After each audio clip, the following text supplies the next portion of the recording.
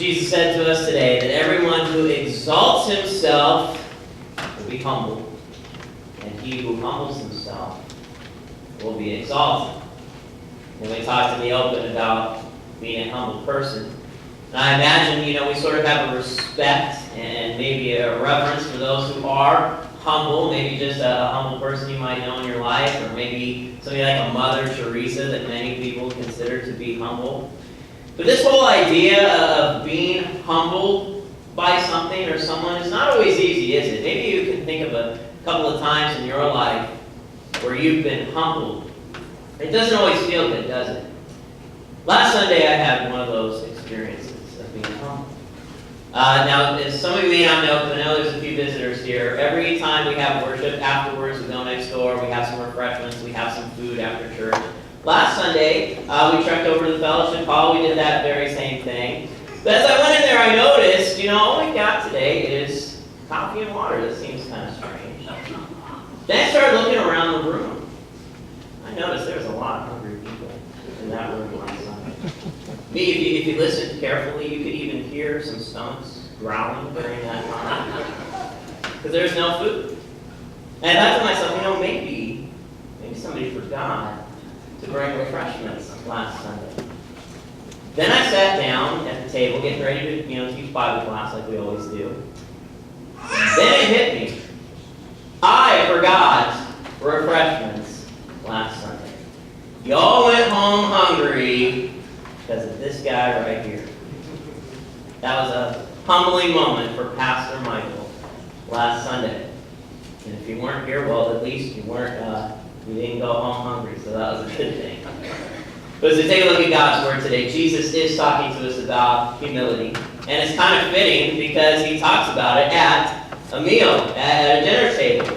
And as Jesus has sort of been taking us through the Gospel of Luke these last few weeks, it always seems like Jesus is eating. All over the place in the Gospel, we keep finding Jesus at these tables, sharing these meals, and probably is making you hungry during church as you read it. But today, as Jesus is sitting at this dinner table, something interesting happens. Before him comes this man who is sick, and we really start to begin to ask some big questions as we see this unfold. We begin to ask, what does it mean to have a relationship with God? And Jesus begins to teach us about the importance of humility in our lives, and he begins to show us that that even can transform the way we think and look at each other. So let's get into the text this morning. We're again in Luke chapter 14. We read there that one Sabbath, when he went to dine at the house of a ruler of the Pharisees, they were watching him carefully. And behold, there was a man before him who had dropsy.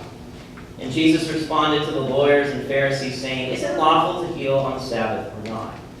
But they remained silent. Then he took him and healed him and sent him away. And he said to them, "Which of you, having a son or an oxen that has fallen into a well on a Sabbath day, will not immediately pull him out?" And they could not reply to these things. So right away, they're all sitting down at this meal. And this man with dropsy comes in. Now, to understand what dropsy is, in modern medical terms, they call that edema, where you've got this fluid buildup, this swelling within your tissues, in your vital organs, and it could easily lead to death. I mean, this man is in big trouble. They put him before Jesus, and the question comes out, should we heal him or not? It's the Sabbath day.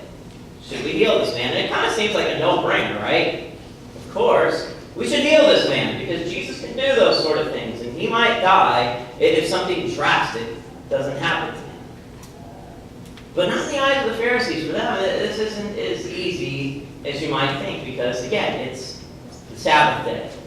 So let me help you to understand a little bit about what the mind of the Pharisee would have been like. See, back in that time, the first century, Pharisees believed that you should live lives of holiness, which sounds good. You should be holy in the temple when you worship, and even holy when you go home. And that's all well and good.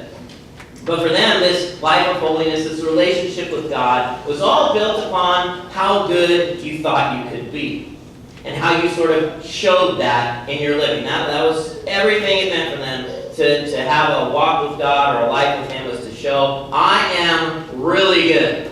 I'm better than somebody else. I keep the Sabbath day, not just by, not going to work, not just by worshiping the Lord. I don't even take 8 steps past my house. I cooked dinner the night before. That's how good I am. And so for them, they looked at healing this man as work. We don't do work on the Sabbath, according to them. There's another thing going on here. See, for the Pharisees, they wanted their house to be as pure and holy as it could be. And so to them, who you invited in the house was really important. And for this man who had dropsy to be in there, that's kind of problematic. Because you see, they looked at people who had problems, who had disease and illness, as having something wrong with God. That's what they thought. They thought, well, obviously this bad thing happened because something was not right there. Pharisees think that's what a relationship with God is all about. Keep doing better. Keep showing yourself to be better than everybody else. What's Jesus think? You know, so you think about that question, what does it mean to have that relationship with God? Is it that? Is it about trying to be the best or better than everybody else? What if you're like this man here? What if you have had problems? What if you have fallen on hard times? What if maybe even you have sin in your life? Then what? What if you're humble? Jesus gives us the answer here in the text in verse 4. It says, He took him and healed him and sent him away. Jesus provides the answer. What does it mean to have a relationship with God? It's not about how good you're doing it. It's actually about God's action, God's work for you. And that's clear there in the life of this man who had this disease. I mean, think about it. Could he do anything to improve his life? Could he do anything to make things better? No. He was on the verge of death. His only chance was as Jesus intervened. And see, this is humbling news because that does mean, you and I can't sort of, march our way up to God. He's got to come down to us. But see, the great news about this, the thing that is so wonderful about this is just like Jesus said, those who are humble will be exalted. That's exactly what he does. He comes down to us. He lifts us up. Just as he did with that man who had that disease. And when you think about us gathering here in worship, this might be a really good time where we can see that.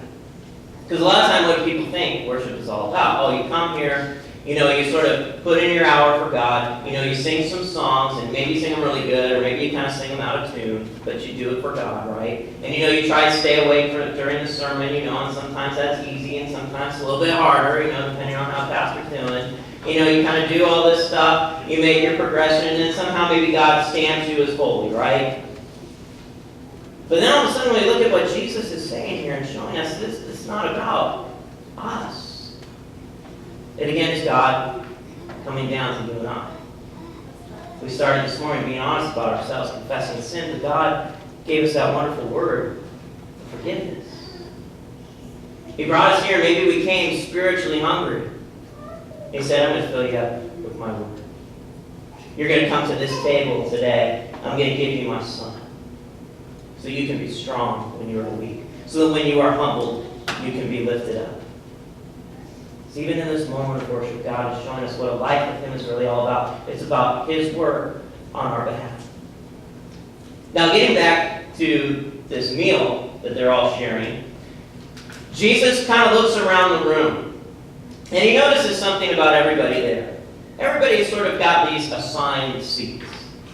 And at these assigned seats, you sort of understand who's who in society and at this house. It sort of is a ranking system of who's the most important versus who is maybe the least important. So Jesus looks at that and he says this in verse 7. Now he told a parable to those who were invited. When he noticed how they chose the places of honor, saying to them, when you are invited by someone to a wedding feast, do not sit down in a place of honor, lest someone more distinguished than you be invited by him. And he who invited you both will come and say to you, give your place to this person. And then you will begin with shame to take the lowest place. But when you are invited, go and sit at the lowest place, so that when your host comes, he may say to you, friend, move up higher. Then you will be honored in the presence of all who sit at table with you.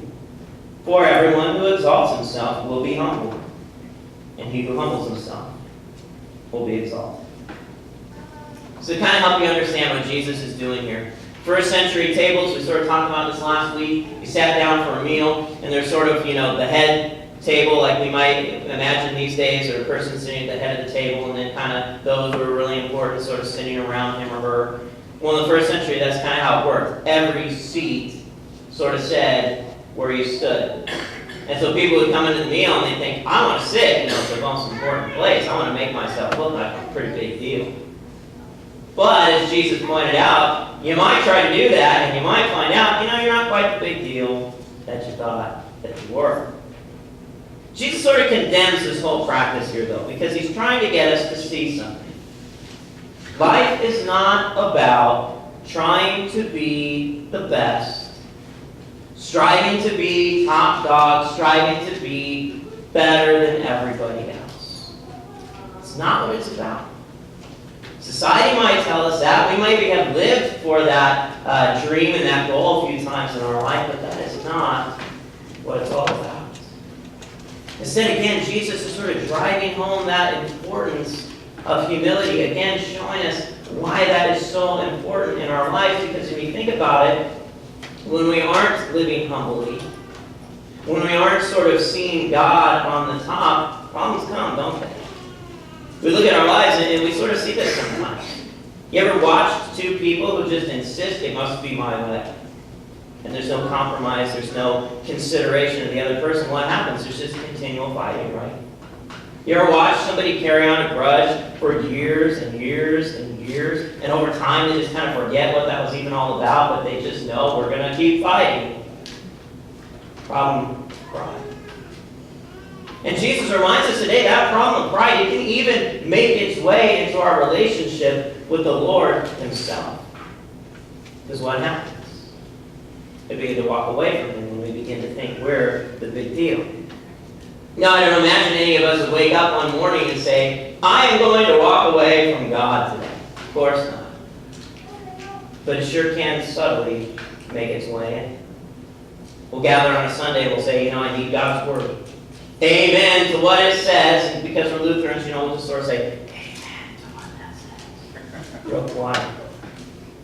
But then we'll go home and what happens? Is it still in our lives? Are we still considering what it said? Or have we forgotten? We really see its importance. We'll gather and worship, but maybe something comes up. There's football season starting. Gotta watch that. Or maybe you're just busy with work, busy with life, and you think, well, I need worship sometimes, but maybe not all the time, so I'll just sort of pick and choose when it gains that prominence in my life. So Jesus says that pride is dangerous. That thinking we're sort of on top is dangerous not only in the way we interact with each other, but even in our life with the Lord. Jesus this morning is calling us to something different. See, he's reminding us today that our whole life in him is based on humility. That's what it's all about. Because when you look at Jesus, what do you see? What do you see with Jesus? Do you see a Lord and a Savior who came into this world and sort of flaunted his power before everybody? Do you see somebody who thought he was too good to rub elbows with sinful people? When you look to Jesus, you see somebody who was always surrounded by sinful people. You see somebody who, yes, had power and authority, but always was using it on behalf of other people, just like he did with this man in the text today. In fact, with Jesus, you see somebody who desired to become the lowest of the low for you and me. The Bible says that Jesus became sin for us. All the wrong we've ever done, all the wrong that's ever creeped its way into our life, Jesus took all of that on himself at the cross. So that you don't have to. Those things do not have to be on your shoulders anymore because they are on the shoulders of Jesus. And he has nailed them to his cross. The Bible speaks about Jesus' humility, saying that he became obedient unto death, even the death of the cross. And that was for us. That was so we could be God's children. In the back of your bulletin today, right after the last song, you may have noticed a picture if you've been flipping through there all this morning, but I invite you to turn there now. On the very back page, there's a picture of two hands. It's kind of a famous painting. It's been around for a long time. It's called The Hands, or The Praying Hands, as people know it these days. It's by a guy named Albrecht Dürer. And there's kind of an interesting story that somebody shared with me this last week about that painting and how it came about. See, Albrecht Dürer, he lived 500 years ago, a long time ago. And he lived in this large family. There was 18 children in the family, 18 brothers and sisters. Imagine trying to feed that family, right? It'd be crazy at dinner time. But in the midst of that 18 family members, they're obviously poor. They were struggling just to make ends meet. His father worked all of the time just trying to put some food on the table. But Albrecht and his brother Albert, they had this dream. They both wanted to be artists. And they were going to do something to be able to go to school and study art just like they wanted to. They knew Dad couldn't afford it, so they made a pact with each other. They said, we know Dad can't afford this, so this is what we're going to do. We're going to flip a coin. One of us is going to go to school, study art just like we want to. The other one's going to go work in the mines for all those years that the other one's in school to pay their way. And then when the other brother is done with school, the other one will either go to the mines or sell his art to pay the way for the other brother. Sunday morning comes, and after church they decided to flip a coin. Coin flip went to Albrecht. He won. He got to go to school. Albert, on the other hand, got to go and work in the mines. Well, over those 4 years, Albrecht became really good at what he did, really good at art. In fact, he was even better than the professors in his school. Everybody was raving about what he did. It was obvious he was going to be able to make a living off of this. Albert, on the other hand, he kept slaving away in the mines. When the 4 years came to a close, the family held a banquet because Albrecht had come back home. And at that banquet, Albrecht decided to have a toast for his brother. He said, Albert, all this time you have paid my way, you have supported me. Now it's your turn. You go pursue your dream. But the other end of that table was Albert, the brother. And he had tears streaming down his face. And he just kept shaking his head saying no. And of course everybody wondered why. And he said, it's too late for me. See, all that work in the mines, my fingers were crushed. There's too much pain in my hands. I can't do it. I can't do the delicate work needed to make great masterpieces. I can't even hold up the cup at this toast. My hands are too sore. Well, Albrecht thought about that afterwards. And so that picture you see there in your bulletin is his brother Albert's hands.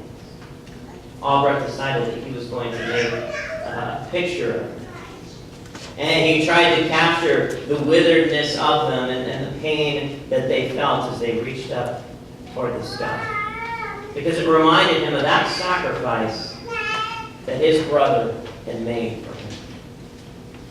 Now, when I think about those hands there, those couple of hands, I think about our Savior's hands.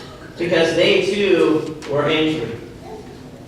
They too had pain inflicted upon them as he was hung up on a cross and crucified, and nails were put through those perfect hands so that you and I might live. See, just as Albrecht's brother gave everything for him, especially his hands, our Savior gave everything too. Because he's a humble Savior, who would have nails pierced into his hands and into his feet, who would even give up his life that we might live. That's the humble Savior that our lives are staked in. And when we think and reflect on that, it really changes the way that we should think and reflect about each other. Because all of a sudden we realize this Savior, this Jesus, is taking care of everything for us. And so he says to us in verse 12, as he's talking to the man at the table, when you give a dinner or a banquet, do not invite your friends or your brothers or your relatives or rich neighbors, lest they also invite you in return and you be repaid. But when you give a feast, invite the poor, the crippled, the lame, the blind, and you will be blessed, because it cannot partake you. You will be repaid at the resurrection of the just.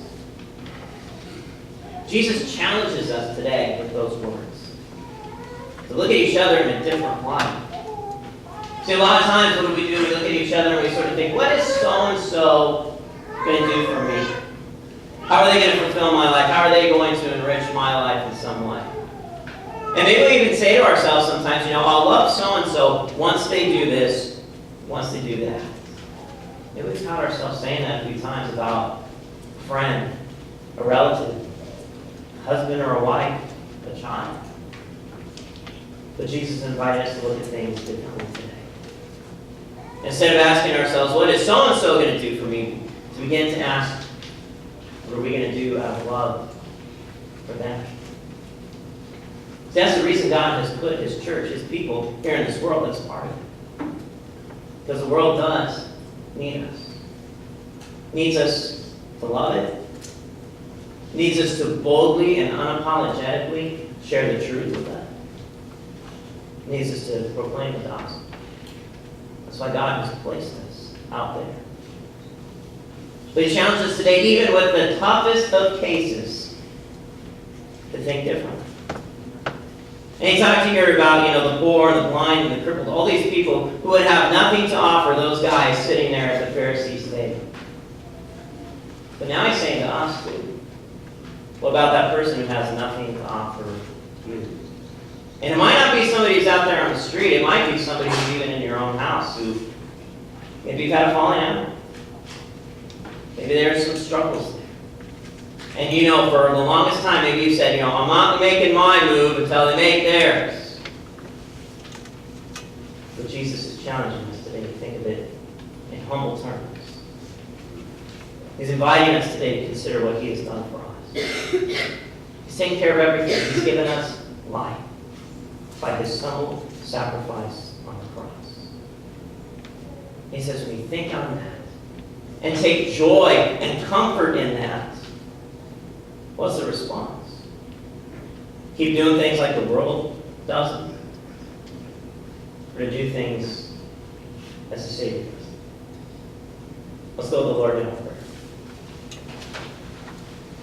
Heavenly Father, we thank You that Your Son humbly loved us and is willing to give everything for us. Thank You, Lord, that our life in You is not built on the things that we do or trying to impress You, but instead it is built solely on what He has done for us. And Lord, as we take part in that and rejoice in that, help us to look at each other in a whole new light. To begin to walk humbly as our Savior walked humbly for us. We pray in Jesus' name. Amen.